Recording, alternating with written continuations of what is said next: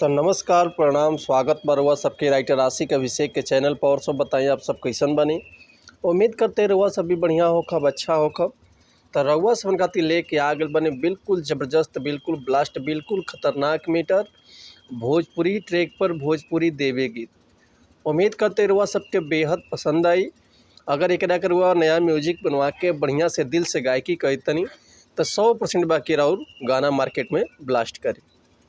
लेकिन ऐसे पहले रुआ सबन से एगो बात कहल चाहब कि अगर रुआ गायकी में इंटरेस्ट बा, गायकी कल चाहतनी, गायकी रुआ के पसंद बा, गायकी में कदम रखले बानी, रुआ के बढ़िया मीटर नहीं मिलत, बढ़िया गाना नहीं मिलत, बढ़िया से तुकबंदी नहीं मिलत, बढ़िया रुआ सबन के म्यूजिक नहीं मिल पाओ, तो रुआ अगर हमारे चैनल पर आ गए तो रुआ सबन के निराश भइला के जरूरत नहीं है। काहे से कि रुआ सबन खातिर हम हर एक प्रकार के सॉन्ग लिखिले, हिंदी होके चाहे भोजपुरी होके, चाहे रुआ कोनो भी ट्रैक पर भोजपुरी गाना लिखवा सकीले, चाहे नया कंपोजिशन गाना लिखवा सकीले, चाहे वो अपना फरमाइश के हिसाब से कोनो भी मैटर लिखवा सकीले।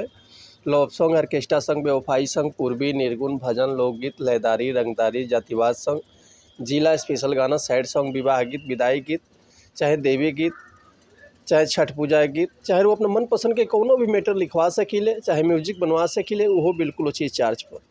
तो ये से कहल चाहब रउआ सबन से कि रउआ अगर हमारा चैनल पर आ गए बनी तो चैनल के सब्सक्राइब कर ली, बेल आइकन प्रेस कर ली, ताकि कोनो वीडियो अपलोड करी तो सबसे पहले नोटिफिकेशन रुआ सबन के मिले। अगर वीडियो रुआ के पसंद आवता, गाना बढ़िया लगता तो रुआ एगो प्यारा सा कमेंट कर दी। चलिए देर ना करते हुए आज के मैटर देखल जा कैसे बा, का एकर लय बा, का एकर धुन बा, ये रुआ सबन के हम गा के बताओ। तो उम्मीद करती रुआ सबके बेहद पसंद आई। यही सावन के महीना में बोल बम के एगो गाना हिट के धनंजय धड़कन के कि देवो घर के राजा के ये राजा प्रणाम करी।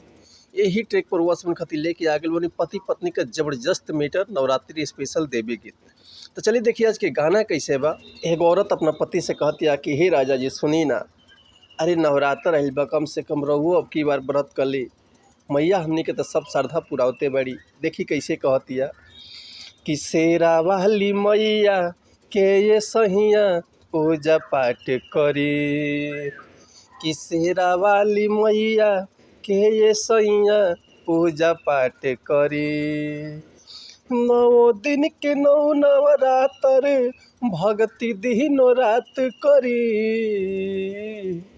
शेरा वाली मैया के ये सैया पूजा पाठ करी। कि दूर होई दुखवा रहुआ मैया के साथ धरी, कि दूर होई दुखवा रहुआ मैया के साथ धरी, शेरा वाली मैया के ये सैया पूजा पाठ करी, शेरा वाली मैया के ये सैया पूजा पाठ करी।